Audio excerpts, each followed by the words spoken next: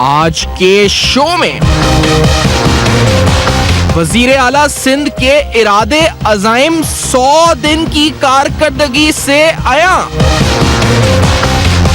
मुराद अली शाह की आमद से क्या सिंध के हालात बदले या कोई बड़ी तब्दीली आई? वजीर आला सिंध के दावों की गूंज, दूर दूर तक अमल दरामद पर उठते सवालात।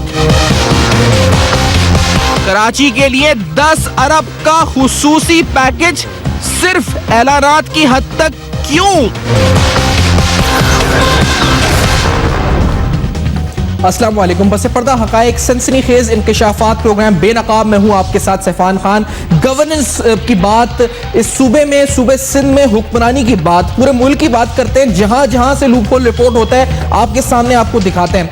100 से ज्यादा दिन, तकरीबन 103-104 दिन नए सीएम को आए हुए, मुराद अली शाह साहब को आए हुए इन्होंने आने के बाद बहुत से वादे किए। इन्होंने कहा कि अमनो अमान, उसके अलावा करप्शन का खात्मा, मेरिट पर नौकरियों को देना और ब्यूरोक्रेसी के अंदर बेहतरी लेकर आना, वो तमाम चीजें जिससे आवाम बेनिफिट करेगी, वो तमाम चीजें हम करेंगे। 100 से ज्यादा दिन गुजर चुके। क्या मुराद अली शाह साहब का दौर किसी तरह भी नया दौर साबित हुआ या फिर मुराद अली शाह और कायम अली शाह में कोई फर्क हमें महसूस नहीं होता? इन तमाम चीजों का जायजा आज के प्रोग्राम में लेंगे। मैं सिर्फ उन वादों की बात करते हुए स्टार्ट करता हूं प्रोग्राम को, जो वादे हमसे किए गए, जो वादे पूरे सिंध से किए गए। मैं सबसे पहले कराची की बात स्टार्ट करते हुए, एक शहर है सिंध का, कराची के लिए पैकेज का ऐलान किया गया आने के बाद इनकी तरफ से 10 अरब रुपए का, जिसको कहा गया कि ऊंट के मुंह में जीरे के बराबर है, जिसमें शाहीन कॉम्प्लेक्स पर 80 करोड़ की लागत से फ्लाईओवर की तामीर की बात की गई। हसन स्क्वायर से सफूरा चौरंगी तक 15.5 करोड़ की लागत से सड़कों की मुरम्मत की बात की गई। तारिक रोड पर 55 करोड़ रुपए की लागत से कहा गया कि उसको असर नौ तामीर किया जाएगा, पूरी तारिक रोड को। शारा फैसल स्टार गेट पर 50 करोड़ की लागत से अंडर बाईपास जो है बनाया जाएगा। इसी तरह मेट्रो पुल से स्टार गेट तक 85 करोड़ की लागत से शारा फैसल की कुशादगी की जाएगी, वसी किया जाएगा। ड्रिक कॉलोनी और बलोच कॉलोनी के फ्लाईओवर्स की तकरीबन 62 करोड़ से ज्यादा में लागत रखा गया कि इसकी तामीर नौ की जाएगी। पानी की फराहमी, फायर ब्रिगेड के मंसूबों पर खुसूसी रकम मुख्तस की जाएगी। लेकिन मुराद अली शाह साहब, ये वादे सिर्फ वादे रहे, ये अमली तौर पर अमल दरामद इन पर नहीं हुआ। आज कहा यह गया कि दिसंबर के आखिर तक ये तमाम मंसूबे मुकम्मल हो जाएंगे, लेकिन 4 माह गुजर चुके इस माली साल के, लेकिन ताहाल अब तक 1 रुपया भी कराची पैकेज से इन मंसूबों पर खर्च नहीं किया गया। दिसंबर में जिनको खत्म होना था अब तक खर्च नहीं हो सका। कराची जो कि रोशनियों का शहर कहा जाता है, कराची शहर के गटर इस वक्त उबलते हैं, सड़कें टूटी फूटी हैं, कचरे के ढेर जगह जगह नजर आते हैं। तालीम की बात करें, और मैं सिर्फ कराची नहीं, पूरे सूबे की हम बात कर रहे हैं गवर्नेंस की, तो पूरे सूबे में यही हाल है, जिस पर हम आपको स्क्रीन पर भी दिखा रहे हैं, जिसकी फुटेजेस हमें मौसूल होती हैं। जहां जहां सफाई की आपने बात की थी, वहां कचरा बदस्तूर वैसे का वैसे ही तकरीबन मौजूद है। कोई पॉलिसी शिफ्ट अब तक हमें पॉलिसी में नजर नहीं आया, कोई बड़ा पॉलिसी शिफ्ट, कोई game changer policy Murad Ali Shah साहब नजर नहीं आई। आपके अपने किए हुए वादे कराची पैकेज के ताहाल वादे ही हैं। वो वादे कब तक वादे रहेंगे, वो वादे कब अमली जामा पहनेंगे, कब अमल दरामद होगा इन वादों पर, ये प्रोग्राम में बुनियादी सवाल है। 100 दिन मुराद अली शाह साहब के आज के प्रोग्राम में बेनकाब करेंगे कि कितने वादे हुए, कितने वादे पूरे हुए, उन वादों के अमल दरामद हुआ या नहीं हुआ, या सिर्फ बातें रही, और कायम अली शाह और मुराद अली शाह में आया कोई फर्क भी रहा, या ये दोनों एक ही पिक्चर हैं और इनके दोनों के पास कोई इख्तियार नहीं था, या सिर्फ वादे करते थे, काम कोई नहीं किया किसी ने। ये इस ब्रेक के बाद इस पर मजीद डिस्कशन होगा। After this very short break हमारे पास और बहुत कुछ है आपको बताने को, देखते रहेगा अब तक।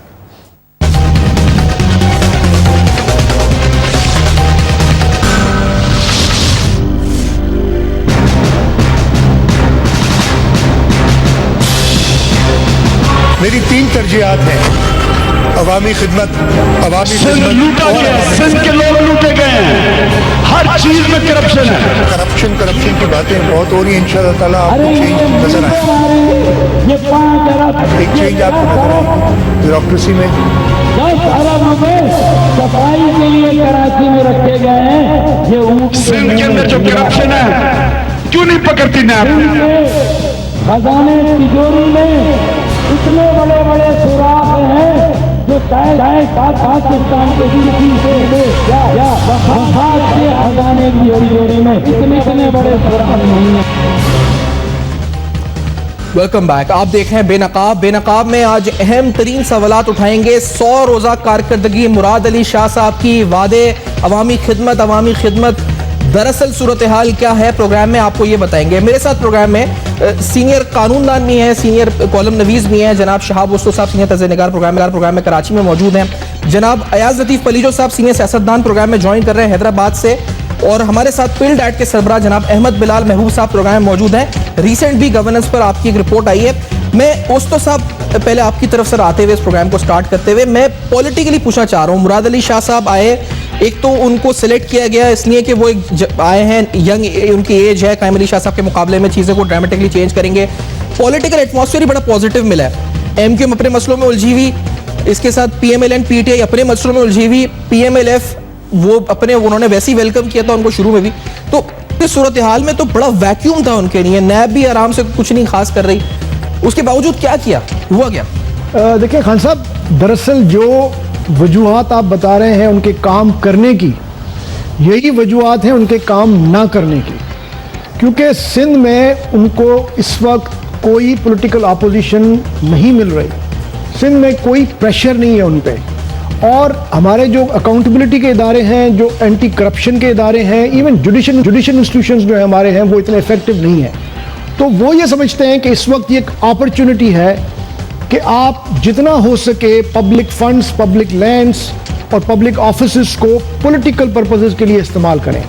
पूरे सिंध में इस वक्त आपको यही नज़र आएगा, कोई अकाउंटेबिलिटी नाम की चीज़ नहीं है। क्योंकि जैसे आपने कहा बिल्कुल दुरुस्त है कि पीटीआई पीएमएल ऊपर फंसे हुए हैं, इनफैक्ट इस्टेब्लिशमेंट भी शायद ऊपर नज़र आ रही है हमको। एमक्यूएम जो है यहाँ अपने मामलात में फंसी हुई है। मुस्लिम लीग एफ पगाड़ा ग्रुप साहब जो है वो कंफर्टेबल हैं जरदारी साहब के साथ। तो इस वक्त तो सिंध में जो है वो एब्सोल्यूट, इवन मीडिया भी जो है वो भी काफ़ी अर्बन सेंट्रिक नज़र आ रही है और इस्लामाबाद के हवाले से ज़्यादा वो फोकस्ड है। तो जो इंटीरियर सिंध है, आप देखें कि वहाँ पे इनको कोई अपोजिशन नहीं है। जो हमारी सिंधी मीडिया है वो जितना हो सकता है वो कर रही है, लेकिन वो इतनी ज़्यादा इफेक्टिवली कोई ऐसा रोल नहीं प्ले कर सक रही। तो यही वजह है कि वो इस वक्त में, और फिर आपने देखा कि रिसेंटली बेतहाशा जो हमारे लट सरदार वडेरे जो बैठे हुए हैं वो सब पीपल्स पार्टी में शामिल होना शुरू कर दिया उन्होंने। इवन मुस्लिम लीग पगाड़ा ग्रुप के लोग, जो खास लोग थे, इम्तियाज शेख जैसे लोग जो थे, वो भी पीपल्स पार्टी में शामिल हो रहे हैं। क्योंकि एक तासुर ये बन रहा है कि जी शायद 2018 में सिंध में कोई पॉलिटिकल अपोजिशन नहीं है, कोई ऑल्टरनेटिव नहीं है, इसलिए ये फिर दोबारा वापस आएंगे। तो ये दरअसल हमारी एक ट्रेजेडी है, ये जिसको आप अपॉर्चुनिटी समझ रहे हैं पीपल्स पार्टी के लिए, वो शायद इसका मौके का फायदा उठा के लिबरली प्लानिंग करेगी, एग्जीक्यूशंस करेगी, बिल्कुल हल्के गवर्नेंस ठीक करेगी, और लोगों को, जैसे वो मुराद अली शाह साहब फरमा रहे थे कि जी मैं खिदमत करूंगा, वो खिदमत तो कहीं नजर नहीं आ रही। एजुकेशन की इमरजेंसी उन्होंने लगाई है, एजुकेशन में रिकॉर्ड 160 बिलियन रुपीस की बजट है, पिछले 8 सालों में 900 अरब रुपए एजुकेशन पे खर्च हुआ है। अच्छा, मैं इस पे आता हूँ सर, एजुकेशन और दीगर इशूज, तालीम सेहत के कुछ फोटोज में आप ही ने, क्योंकि आपने कलेक्ट किया, एक पिटिशन तैयार कर रहे हैं। मैं चूंकि हमने वो इंट्रोडक्शन में थोड़ी बहुत दिखाई भी है, आप ये कह रहे हैं कि आपने ये मालूम किया है पूरे सिंध में जी कश्मीर से लेकर, मेरा ये दावा है कि गवर्नमेंट बताए कि कौन सा सिंध का शहर है, या तो वहां पानी नहीं है या वहां पानी जो है सारा का सारा कंटेमिनेटेड है। और उसी पे मैं सुप्रीम कोर्ट जा रहा हूं। मैं कराची की हद तक तो ये जानता हूं, चाहे मच्छर कॉलोनी हो, हर जगह, या चाहे डीएचए क्लिफ्टन हो, मैं बाथ आइलैंड में रहता हूं, वहां पे आज भी गटर का पानी मिला हुआ है। कल जो है इनके, बल्कि मैं आपको नाम बताता हूं, आफ्ताब बलोच साहब हैं हमारे, जो वहां के इलाके के इंजीनियर है, वो कल भी बाथ आइलैंड में आए थे, वहां भी गटर का पानी मिला हुआ है। तो कराची की बात कर रहा हूं मैं। इंटीरियर की तो हालत यह है कि जितने आरओ प्लांट्स थे इनके, जितने जो 20-25 अरब रुपए के आरओ प्लांट्स लगाए थे, बेतहाशा ट्रीटमेंट प्लांट्स लगाए थे, कहीं पे आप देखें वो चल रहे हैं इस वक्त। अभी तो उन्होंने कराची पैकेज ऐलान किया था, उसमें उन्होंने 10 अरब रुपए में रखे थे पैसे, पानी की स्कीमों के लिए, कराची के लिए, फायर ब्रिगेड के लिए रखे थे। मैंने बहुत से मंसूबे बताए जिसके पैसे रखे गए थे, तो किधर वो पैसे तो खर्च नहीं हुए, बिल्कुल भी देखिए तो नहीं खर्च हुए। इस वक्त हालत ये है कि आप पानी क्यों नहीं दे रहे इस वक्त शहरियों? 225 बिलियन की इनकी एनुअल डेवलपमेंट बजट है, 10-15% अभी तक खर्च नहीं हुआ। 12% खर्च हुआ तकरीबन, 12% खर्च, वो भी मतलब अभी देखें कहां खर्च हुआ, बताएंगे हमको। अब 4 महीने गुजर गए हैं, आप बताएं तकरीबन आपका 1/3 टाइम तो गुजर चुका है। यानी इनकी सेंस ऑफ अर्जेंसी की जो एविडेंस है वो आपको इससे नजर आ रहा है कि इनको सेंस ऑफ अर्जेंसी कितनी है, कितनी सोशल कमिटमेंट, कितनी इनकी पॉलिटिकल कमिटमेंट नजर आ रही है। क्योंकि वो आप वाली बात, क्योंकि वो ये समझ रहे हैं कि सिंध में इस वक्त कोई अपोजिशन नहीं है, कोई अकाउंटेबिलिटी, कोई एंटी करप्शन का इदारा, कोई इवन जुडिशियल सुओ मोटो भी शायद सुप्रीम कोर्ट कुछ केसेस में ले रही है, लेकिन सुप्रीम कोर्ट हर केस में तो नहीं आ सकती। इस वजह से इस वक्त सिंध में न सेहत की सहूलत है, न एजुकेशन है, न पानी है। देखिए, right to water is right to life. Article 9 में सुप्रीम कोर्ट ने बेतहाशा केसेस में कहा है कि इवन खेवड़ा केस मशहूर केस है, उसमें उन्होंने कहा है कि right to water is right to life, जो हमारा फंडामेंटल राइट है। आप बताएं, सिंध के 7 करोड़ लोगों को पानी नहीं मिल रहा। यानी आपने उनकी जो बेसिक नेसेसिटी है, कायनात पूरी पानी की वजह से कायम है, और हमारे लोगों को, इनके अपनी कॉन्स्टिट्यूएंसीज के जो लोग हैं, उनको पानी तक नहीं मिल रहा। पूरे सिंध में शाह बोस्तो साहब एक पिटीशन लेके जाते हैं, वो जा रहे हैं, वो कहते हैं कि पूरे सिंध में कश्मीर से लेकर कराची तक पानी नहीं है, अगर है तो साफ नहीं है, गंदा पानी है। आप ये जानते हैं इस पर यहाँ पर कराची में टैंकर माफिया ये चैलेंज भी कर रहे हैं सर, लेकिन आप तो कोर्ट में जा रहे हैं ना इसको लेके, इस मामले को लेके। अच्छा, मैं इससे आगे बढ़ते हुए, हम गवर्नेंस की बात करते हैं तो पिंडलैंड का नाम दूसरा आता है जहन में। अहमद बिल्ला महबूब साहब, एक रिपोर्ट आपकी गवर्नेंस की आई और इसमें मैं तवक्को कर रहा था कि कुछ इंप्रूवमेंट हो शायद सूबे सिंध की परफॉर्मेंस में, लेकिन आपने चौथे नंबर पर यानी लास्ट नंबर पर रखा है सूबे सिंध को। ये अभी भी परसेप्शन में, गवर्नेंस में कोई बेहतरी नजर नहीं है आपको अहमद बिल्ला साहब? बहुत शुक्रिया। देखिए, ये पब्लिक ओपिनियन सर्वे जो हुआ था, तो अगस्त के महीने में हुआ था जी। तो इसमें मुराद अली शाह साहब की जो चीफ मिनिस्टरशिप है, उसका इम्पैक्ट आपको इसमें नज़र नहीं आएगा। ये तो पिछले साल का आपको इसके अंदर नज़र आएगा परतों के उस पीरियड में क्या परफॉर्मेंस रही। तो इम्प्रूवमेंट अगर आपने देखनी है तो फिर शायद कुछ अरसे के बाद जब अगला सर्वे होगा तो उसमें कुछ देखने में नज़र आएगी। लेकिन इस वक्त तो सिचुएशन ये है कि चारों सूबों के दरमियान आप जो कंपैरिजन करते हैं जी, तो उसमें सिंध सबसे पीछे नज़र आता है अनफॉर्चुनेटली। ये सूरत हाल जो है ये पिछले 3 साल से तकरीबन ऐसी ही है। हर साल जब हम सर्वे करते हैं तो या तो सिंध चौथे नंबर पे आता है या सिंध सबसे आखिर में सूबा बलूचिस्तान के बराबर होता है। तो पिछले साल बलूचिस्तान और सिंध दोनों मिल के आखिर में थे। इस साल सिंध बलूचिस्तान से भी काफी पीछे है। तो ये अनफॉर्चुनेट सिचुएशन इनकी ओवरऑल गवर्नेंस की है। मैं आपको पता है सूबे के 25 चीजों के बारे में हम सवाल पूछते हैं। गवर्नेंस को आप थोड़ा डिफाइन भी कर दें। मैंने बलूचिस्तान में तो हमने लोगों के घरों से करोड़ों रुपए बरामद होते हुए देखे, करप्शन का पैसा सेक्रेटरीज के पास से। क्या सूबे सिंध में इससे भी बदतर हाल है मेरिट का, गवर्नेंस का? यानी आपकी सर्वे आप ये कह रहे हैं इससे भी बदतर है जो बलूचिस्तान में सूरत हाल है, उससे बदतर है सूबे सिंध? पब्लिक परसेप्शन तो यही है जी। हमने पब्लिक का पूछा कि पब्लिक का इसके बारे में उनकी क्या राय है कि आपके सूबे के अंदर मसलन तालीम के निज़ाम के बारे में आपकी राय अच्छी है, बहुत अच्छी है, ख़राब है, बहुत ख़राब है। तो इस तरह से हमने गवर्नेंस को 25 शोबों में डिवाइड किया हुआ है। तो हर चीज़ के बारे में लोगों से सवाल पूछते हैं। अच्छा। तो इन सवालों के जवाब के नतीजे में 25 चीज़ों में से सिर्फ 2 चीज़ें ऐसी हैं जिनमें अप्रूवल रेटिंग पॉजिटिव है। एक लॉ एंड ऑर्डर है और एक जो बच्चों को हिफाजती टीके लगाते हैं उसके मामले में 50% से ज़्यादा परसेंटेज है। वरना बाकी 23 चीज़ों के अंदर इनकी रेटिंग 50% से बिलो है, यानी कम है। और पिछले साल भी यही सूरत हाल थी कि सिर्फ 2 चीज़ों में पॉजिटिव थे, इस साल भी 2 चीज़ों में पॉजिटिव है। ये पब्लिक परसेप्शन की बात कर रहा हूँ। हमारे एनालिसिस की जो रिपोर्ट है वो अमूमन दिसंबर में आती है, वो अलग चीज़ है। लेकिन पब्लिक परसेप्शन में जी हाँ, ये बलूचिस्तान से भी पीछे हैं।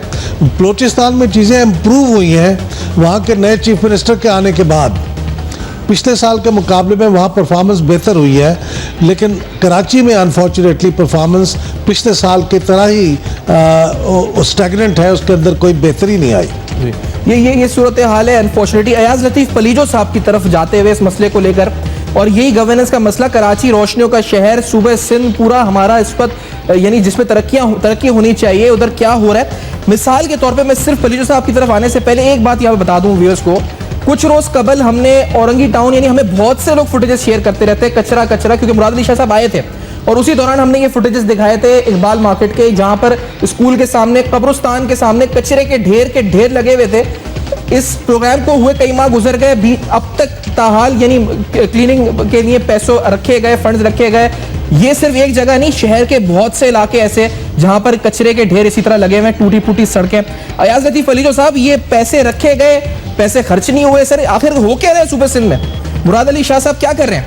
अली साहब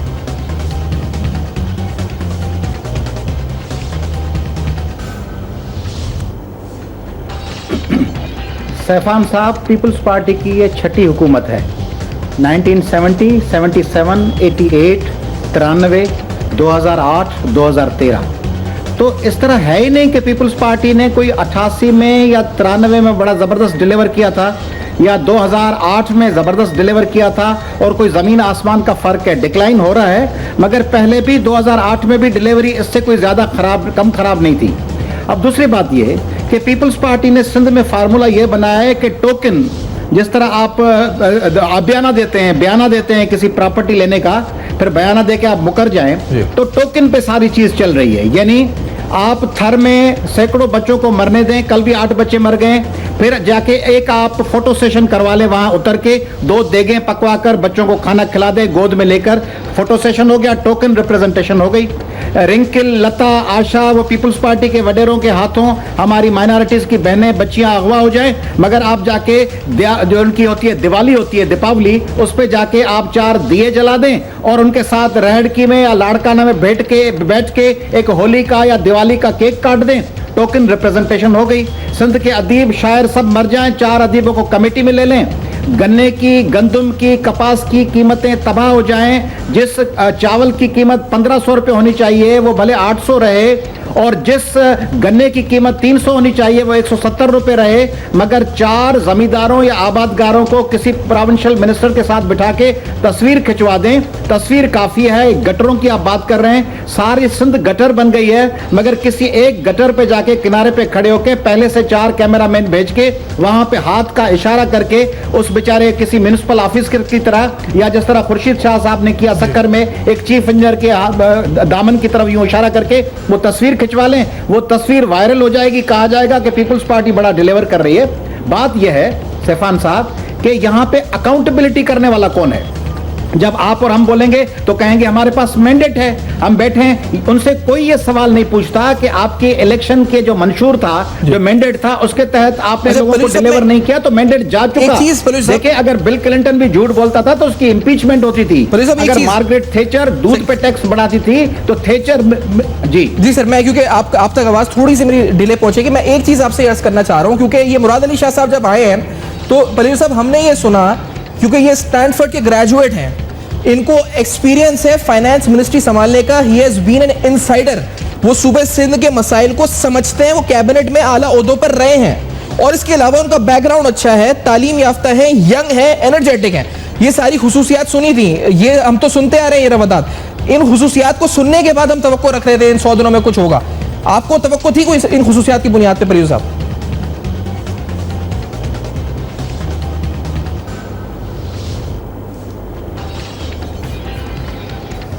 सैफान साहब, सिंध के जितने वडेरे लूटते हैं ना, या सिंध को किसी किसान के बच्चे ने, किसी मोची के बच्चे ने, किसी पंक्चर बना,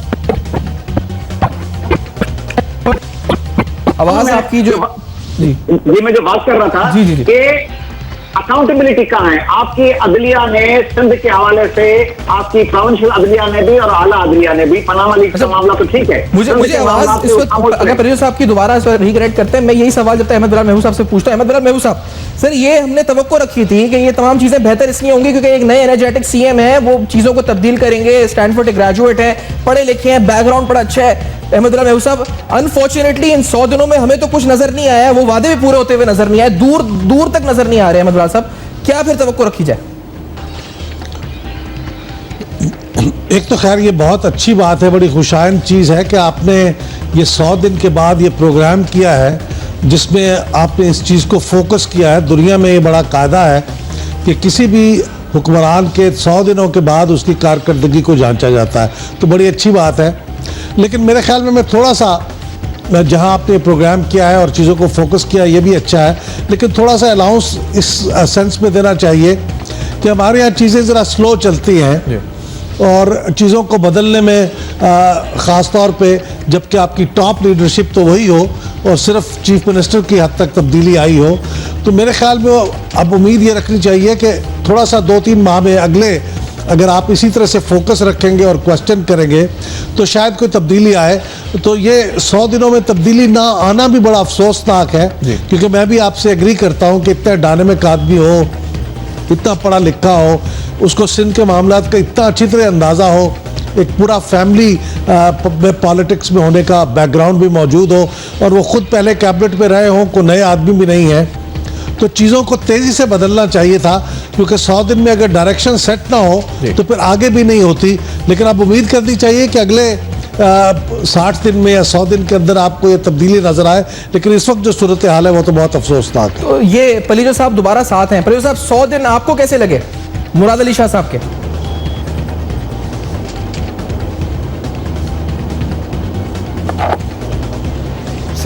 सैफान साहब, मैंने थोड़ी देर पहले बात की कि सिंध को किसी मोची या किसान ने नहीं लूटा। सिंध को हमेशा स्टैनफोर्ड और हार्वर्ड और बॉस्टन और ऑक्सफोर्ड और कैम्ब्रिज से पढ़े हुए लोगों ने लूटा है, या उनके वालिद साहबान जो केचियों और जागीरों के मालिक थे। इन 100 दिनों में मैं आपको बताऊं, थर में कहत वही सिचुएशन है, 8 बच्चे कल मर गए। सांगढ़ के रोड वही टूटे हुए हैं। दादू और जामशोरो जो मुराद अली शाह की अपनी कॉन्स्टिट्यूंसी है, उसके जोही और काचो और वाही पांदी के इलाके के लोगों के पास पानी नहीं है, उनके पास खाने के लिए कुछ नहीं है, उनके पास रोजगार नहीं है। कंबर, शदाद कोट और बदीन जो ऑयल प्रोड्यूस करते हैं और कंदकोट, उनके पास कुछ नहीं है। ठट्टा का पूरा कोस्टल बेल्ट सजावल से लेके कराची से लेके ये जुल्फकार आबाद शहर बनाने के मंसूबे पे काम कर रहे हैं 13 लाख एकड़ जमीन पर। अभी खुद पीपल्स पार्टी के रिप्रेजेंटेटिव कहते हैं कि हमारा सबसे बड़ा टारगेट जुल्फकार आबाद है, ताकि हम उससे वो जो 13 लाख एकड़ जमीन ये बेचेंगे मल्टीनेशनल कंपनीज को और फॉरेन इन्वेस्टर्स को, उससे ये बिलियंस कमाएंगे। थर के कोयले तक ये जा रहे हैं। वहां एक कोयले से सलाइन वाटर का डैम बना रहे हैं जिससे थर के लोग तबाह हो जाएंगे, यानी साफ पानी का नहीं, जो एक्सकेवेट करके पानी निकालेंगे उसका डैम, उससे थर तबाह हो जाएगा। आपके नवाब शाह और नौशहरा जो वजीर आला और सदर पाकिस्तान साबिका के शहर हैं, लाड़काना में 50% से कम लोग स्कूल नहीं जाते, 50% से ज्यादा स्कूल नहीं जाते, बच्चियां नहीं जाती। एड्स के मरीज लाड़काना के रस्तों और हॉस्पिटलों में फैले हुए, एड्स के पेशेंट फैले हुए। और किस तरह उनको एड्स कुदरती नहीं लगी, जिस लेबोरेटरी में वो टेस्ट करवाने के लिए गए वो लेबोरेटरी कंटामिनेटेड थी, वहां एड्स का HIV वायरस था। यही हशर सिंध के रोडों का है। सिंध के कराची से हैदराबाद के रास्ते को आप देख रहे हैं क्या हशर हो रहा है। आप देख लें, सिंध की तालीम में 50,000 से ज्यादा घोस्ट टीचर्स हैं। सिंध की फसलें तबाह हो चुकी हैं। सिंध की लोकल गवर्नमेंट अरबों रुपए के पैसे यहां से कमा के दुबई भेज रही है, एमिरेट्स हिल्स पे जा रहे हैं। आपको पता है या नहीं कि सिंध के हर MNA MPA का एक पैरेलल घर न्यू जर्सी में या ह्यूस्टन और डैलस में, यानी न्यू जर्सी, ह्यूस्टन और डैलस में हर सिंधी वडेरे का और एमिरेट्स हिल्स में एक घर है। वहां पे से शेख ज़ैद रोड पे इनके प्लाजाज हैं। लंदन में एजवेयर पे और मार्बल आर्च के करीब इनके बिलियंस की प्रॉपर्टीज हैं। इन्होंने सिंध को इस तरह लूटा है जिस तरह हिटलर आके फ्रांस को लूटता जंग अजीम में फतह करने के बाद, या वो आके हॉलैंड को लूटता, या नाजी आके लूटते किसी मकबूजा इलाके को। इस तरह ये सिंध को लूट रहे हैं, और सिंध को लूटने में इनका बड़ा आर्गुमेंट ये है कि मुतबादिल कोई नहीं है। तो क्या भारत में मुतबादिल था क्या कांग्रेस और बीजेपी का? अचानक आम आदमी पार्टी बन गई ना। पंजाब में था क्या मुतबादिल? वहां PML और पीपल्स पार्टी के दरमियान PTI बनी। तो आस्ते आस्ते ग्रेजुअली, और ये कोई जवाब है कि क्योंकि मेरा मुतबादिल नहीं है इसलिए मैं लूटता रहूंगा, ये लोग मुझे वोट देते हैं मगर मुतबादिल नहीं है इसलिए मैं इनकी गर्दन पे पांव रख के इनको निचोड़ता रहूंगा। मेरे ख्याल में पीपल्स पार्टी मंगोलों से और नाजियों से बदतर सुलूक कर रही है सिंध के लोगों के साथ। अच्छा, मैं शाहबाज साहब एक चीज स्पेसिफिकली, क्योंकि आपने ऑल्टरनेट की बात की थी, उस पर आने से पहले जो अभी NTS के जरिए हायरिंग्स हुई थी पुलिस के अंदर, क्योंकि इस पे मैंने आपका एक तजिया सुना था, और क्या उसमें क्या हुआ है? यानी NTS के जरिए हायरिंग हुई है, बड़ी शफाफ सुने, कुछ शफाफियत उसमें रखी गई है, क्या उस पर रिजर्वेशन है कुछ सिंध के मिनिस्टर्स को? देखिए जी, बात यह है कि पहली दफ़ा मेरे ख्याल में पुलिस में जो है मेरिट की बेस पे रिक्रूटमेंट हुई है, NTS की बेसिस पे, और आर्मी के जो सिलेक्टर्स थे जिन्होंने उनकी फिजिकल जो टेस्टिंग हुई है वो तो आर्मी के लोगों ने की है। यानी बिल्कुल शफाफ हुआ है और उसमें किसी किस्म की कोई अभी तक कोई शिकायत नहीं आई है। लेकिन सुनने जी sir, I have to take a break over here. मैं ये शाह दोस्तों साहब बड़ी इंपॉर्टेंट बात बता रहे हैं। NTS हायरिंग्स पुलिस के अंदर जो हुई पर किसको एतराज है, किस सिंध के वजीर को एतराज है? मुराद अली शाह साहब, कितनी मिनिस्ट्रियां उनको रिपोर्ट करती हैं और कोई ऐसी मिनिस्ट्री भी है जो इस वक्त उनको रिपोर्ट नहीं करती है? एक डायनामिक पर्सनैलिटी, कहा गया तब्दीली लेकर आएंगे। स्टैनफोर्ड के ग्रेजुएट 100 दिन में वादा कोई भी पूरा नहीं कर सके, बेनकाब कर रहे हैं तमाम वादों को। After this very short break देखते नहीं करता।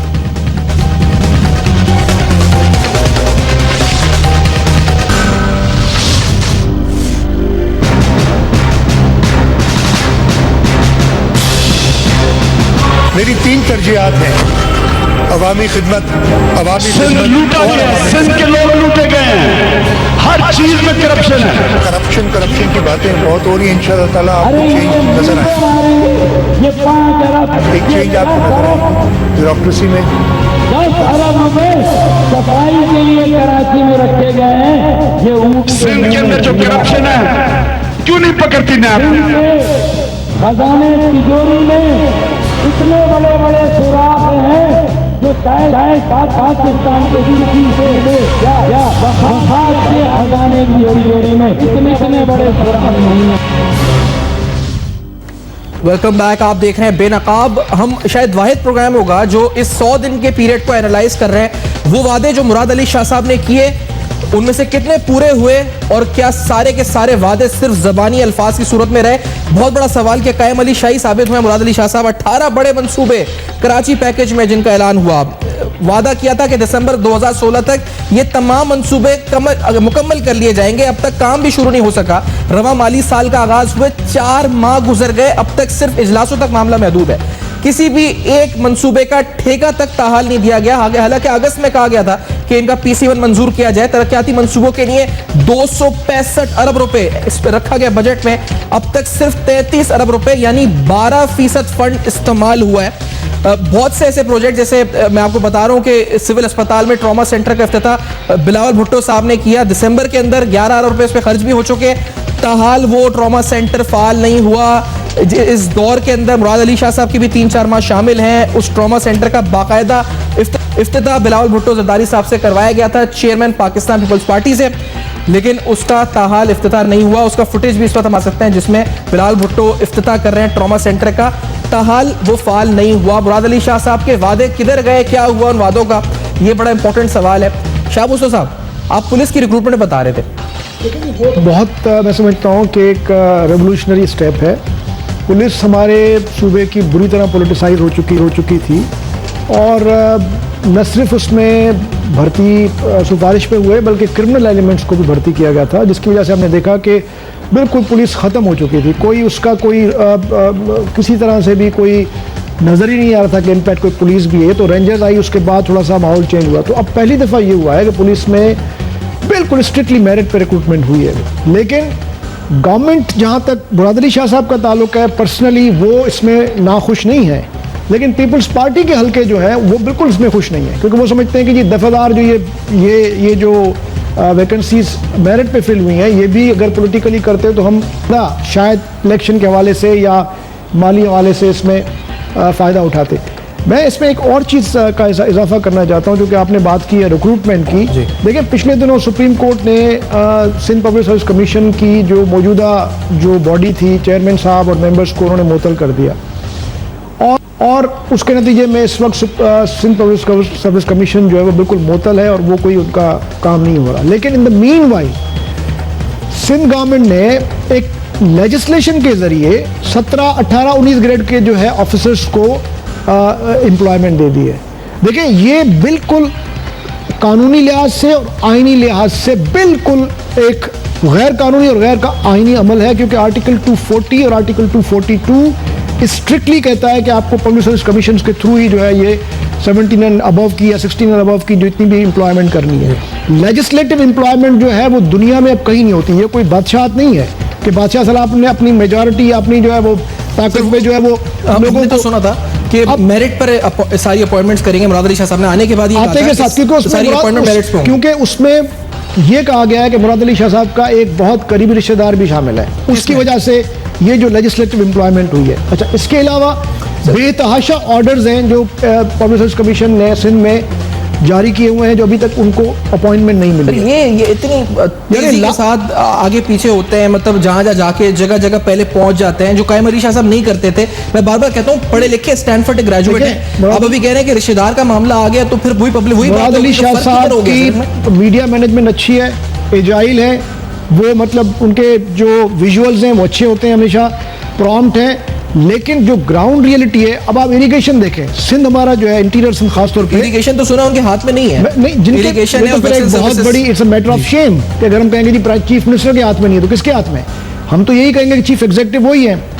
सिंध में जो है वो इरिगेशन की हालत यह है कि जो बेचारा टेल एंडर है उनको पानी नहीं मिलता। जितने बड़े लठफरदार बैठे हुए हैं उन्होंने अपने कैनाल्स बनाए, कैनाल्स के बीच में जो अपने वाटर्स खोदे हुए हैं, कुछ तो उन्होंने इलीगल बिल्कुल आउटलेट्स लिए हुए हैं। अब उसकी वजह से एक बहुत बड़ी तादाद है बेचारे गरीब फार्मर्स की जो टेल एंड पे बैठे हुए हैं जिनको पानी नहीं मिलता।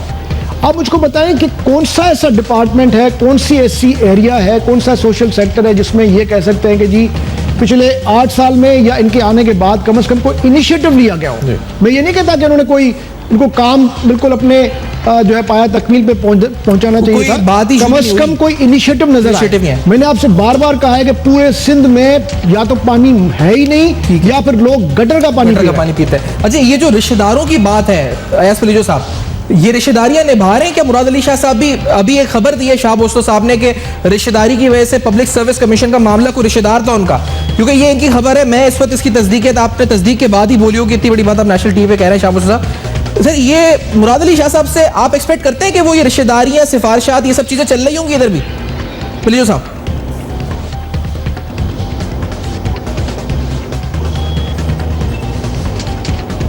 सैफान साहब, मुराद अली शाह साहब इस पूरी टीम से कोई अलग नहीं है।